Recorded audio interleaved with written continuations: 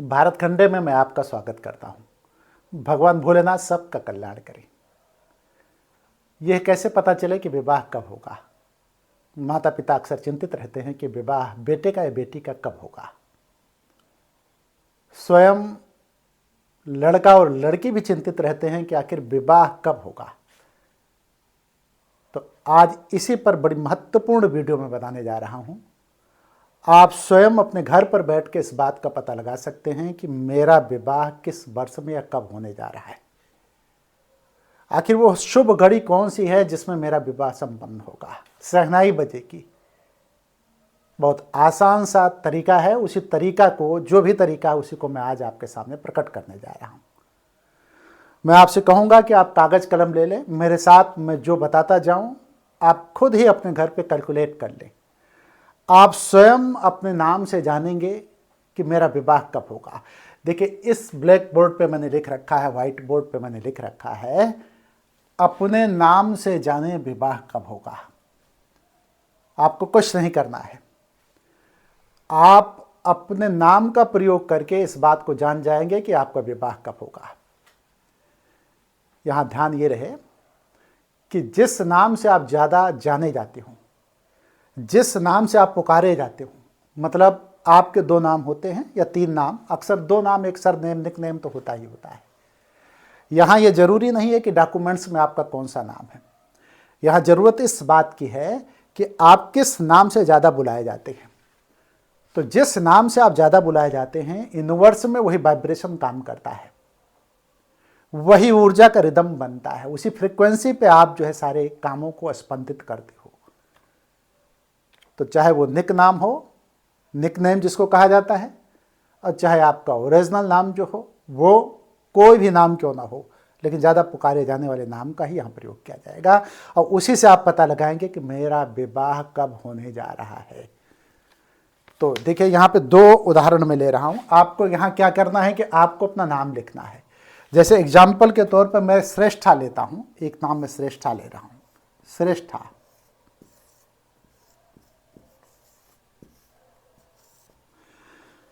यहाँ एक बात मैं आपको बता दूं कि आप जब भी लिखेंगे अपना नाम तो हिंदी में ही लिखेंगे, इंग्लिश में लिखने की कोई आवश्यकता नहीं है।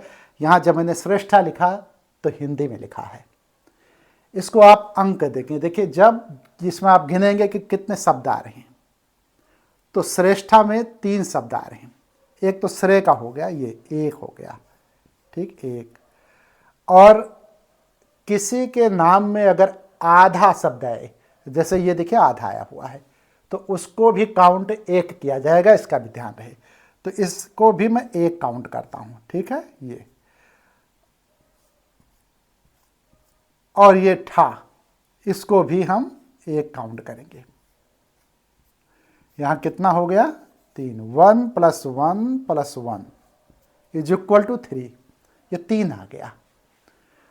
आपके नाम को जब मैंने जोड़ा, उसको अंकों में मैं लेके आया हूं, तो वो 3 आता है। एक दूसरा उदाहरण मैं ले लूं, जैसे एक हर्ष का मैं लेता हूं। क्या लेता हूं? हर्ष का।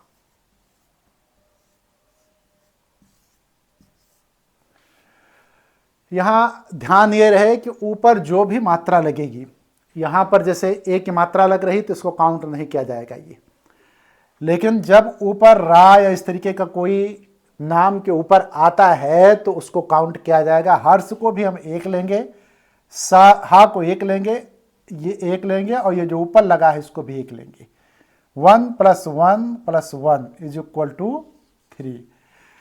ये मैंने 2 उदाहरण इसलिए दिया कि कभी कभी लोग ये नहीं समझ पाते हैं कि कैसे किस नाम को लिखा जाए और उसका अंक कैसे जोड़ा जाए। तो ध्यान ये रहे कि पाई मात्रा नहीं जोड़ी जाती है, लेकिन ऊपर अगर रा लगा है तो उसको जोड़ा जाएगा, पूर्ण अंक दिया जाएगा, उसको भी एक अंक दिया जाएगा। इस तरीके से 1 धन 1 धन 1 3 इस पे भी आ रहा है, हर्ष में भी 3 आ रहा है, दोनों में 3 आ रहा है। अब देखिए, एक स्टेप आपका पूरा हुआ, ये फर्स्ट स्टेप है आपका, ये पूरा हुआ। अब मैं सेकंड स्टेप पे चलता हूं। जिस तारीख को आप यह वीडियो देख रहे हैं, उस तारीख को, जैसे आज मैं वीडियो बना रहा हूं, तो आज है 19 तारीख, 7वां महीना है, और वर्ष है 2026।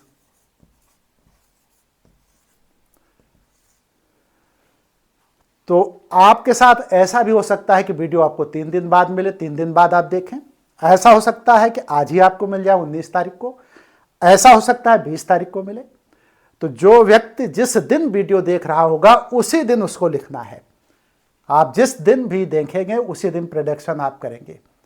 अगर आप 1 साल बाद इस वीडियो को देखते हैं तो प्रेडिक्शन 1 साल बाद का होगा। 3 महीने बाद देखते हैं तो वहां भी 3 महीने बाद ही आप अंक लिखेंगे, ध्यान इस बात का रहे। तो यहाँ पे 19/7/2026 को मैं आज बना रहा हूं, तो इसलिए 19/7/2026 लिख रहा हूं। दोनों को आप जोड़ देंगे, 19 + 7 = 26। एक अंक आपको और मिल गया 26। अब जो वर्ष होगा, जैसे 2026 में वीडियो बन रही है, अगर आप 2027 में वीडियो बनाएंगे तो यहां 2027 इसमें जोड़ा जाएगा।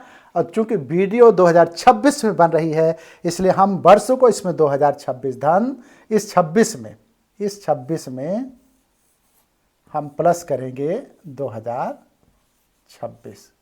ठीक है, तो 2026 जब हम प्लस करेंगे तो ये आ जा रहा है 20 6 6 12 2 2 2 4 1 5, ये आ गया 2052 आ रहा है। ये 2052 एक अंक हमें प्राप्त हुआ 2052। श्रेष्ठा में कितना अंक आया था? 3। हर्ष में कितना आया था? 3। मैंने 2 केवल उदाहरण लिया था। अब तीसरे चरण में जब हम आप बढ़ेंगे तो तीसरा चरण आ जाएगा, यहां पे हम लिखते हैं 3rd चरण। तीसरे चरण में 9 ग्रह होते हैं और 9 ग्रह को, चूंकि आपका जो भविष्य है वो सब कुछ 9 ग्रह पे ही आधारित है। आपके जीवन का स्पंदन, आपके जीवन की गति, आपके जीवन का लय, सब कुछ इस 9 ग्रह पे चलता है। यही आपके जीवन को प्रभावित करते हैं। कहते नहीं कि जिनके ग्रह नक्षत्र अनुकूल होते हैं उनको मुँह मांगी मुराद मिलती है, पूरी होती है, और जिनके ग्रह नक्षत्र प्रतिकूल होते हैं तो बनते बनते काम बिगड़ जाते हैं। ऐसी स्थितियां भी मैंने देखी हैं कि सब कुछ अच्छा था, व्यक्ति धन धान्य वैभव से परिपूर्ण था, या फिर तमाम चीजें उसके पास थी, लेकिन जानते हैं ग्रह नक्षत्र अनुकूल नहीं थे तो विवाह बंधन में बनने में उसको दिक्कत होती थी। ऐसे भी लोगों को मैंने देखा है कि संपन्नता विपन्नता की बात नहीं है, विवाह आया, बातचीत चली, विवाह टूट गया, आगे गाड़ी नहीं बढ़ती थी। क्यों? ग्रह नक्षत्र प्रतिकूल हैं। तो जब ग्रह नक्षत्र प्रतिकूल हों तो ऐसी स्थितियां आती हैं। तो यहाँ पे जब मैं श्रेष्ठा को लेता हूं तो 3 आता है, 3। तो ग्रह नक्षत्र कितने हैं, मतलब ग्रहों की संख्या कितनी है? 9। तो जो भी आपके नाम का अंक आया है, ये अंक आपका 4 भी आ सकता है, 5 भी आ सकता है, 6 भी आ सकता है, 3 मैंने एक उदाहरण के लिए लिया है सिर्फ, राइट। तो जो भी आपका आया हो उसको आप 9 ग्रह से गुणा कर देंगे, मतलब 9 से जब गुणा करेंगे तो 27 हो जाएगा।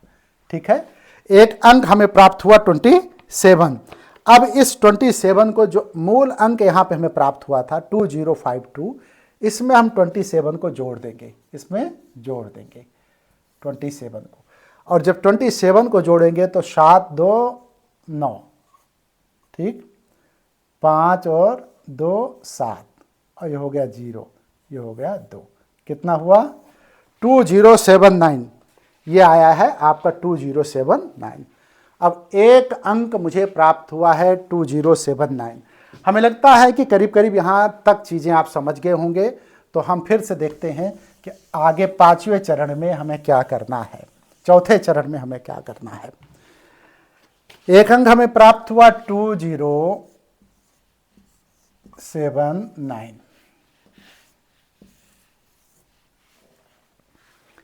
इस 2079 को हम 4 से डिवाइड करेंगे। कितने से? 4 से। लेकिन ध्यान इस बात का रहे कि 4 से डिवाइड करते समय आप कैलकुलेटर और कंप्यूटर का प्रयोग नहीं करेंगे, मतलब डिजिटल फॉर्म में नहीं, क्योंकि शेष जो आएगा वही शेष सबसे महत्वपूर्ण होगा। इसलिए आप जो है डिजिटल तरीके से मोबाइल में या किसी भी कैलकुलेटर से आप नहीं करेंगे, बल्कि जिस तरीके से मैं कर रहा हूँ इस तरीके से करेंगे।